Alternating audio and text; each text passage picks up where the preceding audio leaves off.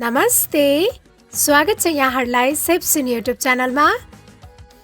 आज म हजुरहरूलाई जाडोमा तातो चिउरा आलुको पकौडा बनाएर देखाउँछु।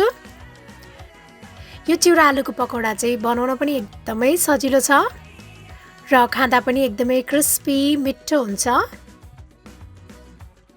घरमा पाहुना आउनु भएको बेलामा यसलाई चाहिँ हजुरहरूले एकदमै क्विक स्न्याकको रूपमा झटपटमा बनाउन सक्नुहुनेछ। एकदमै स्वादिलो बन्नेछ। चिउरा आलुको पकौडा बनाउनको लागि सबैभन्दा पहिला मैले चाहिँ यहाँ चिउरा लिएको छु। चिउरा हजुरहरूले आफ्नो आवश्यकता अनुसार लिनुहोला। त्यसपछि अब यो चिउरामा पानी राखेर यसलाई चाहिँ 10 मिनेट जति भिजाउनु पर्छ।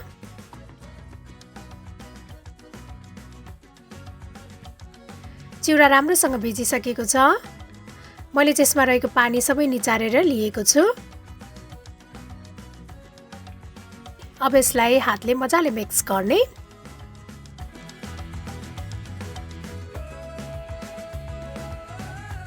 यसलाई मिक्स गरिसकेपछि मैले चाहिँ यहाँ दुईटा सानो साइजको आलुलाई कोरेर लिएको छु।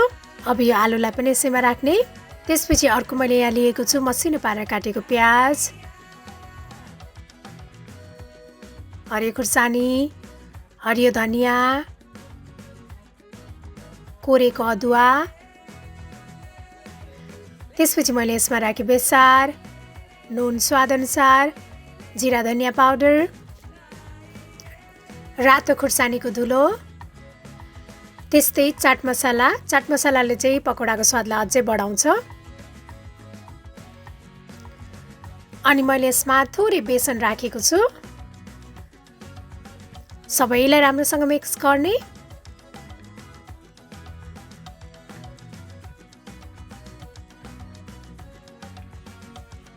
सबै राम्रोसँग मिक्स भइसकेको छ।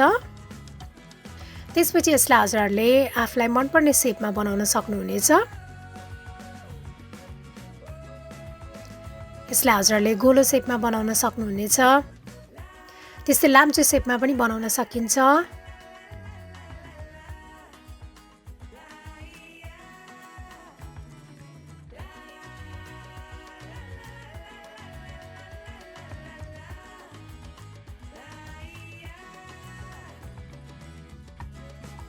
पकौडालाई फ्राई गर्नको लागि मैले यहाँ तेल तताइसकेको छु।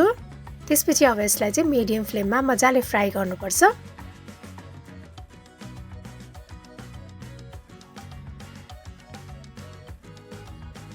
यसलाई चाहिँ सबै साइडबाट मजाले रातो हुने बेलासम्म फ्राई गर्नुपर्छ। यसलाई चाहिँ मिडियम फ्लेममा फ्राई गर्दाखेरि चाहिँ यो चाहिँ भित्र पनि मजाले पाक्छ र बाहिर चाहिँ एकदम मजाले क्रिस्पी बन्छ।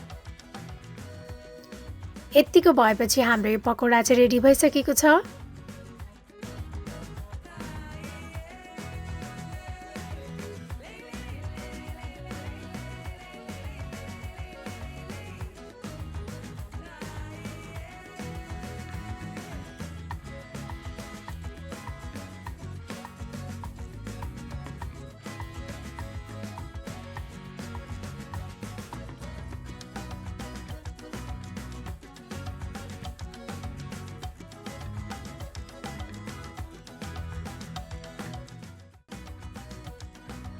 हाम्रो सबै पकौडा बनेर रेडी भइसकेको छ।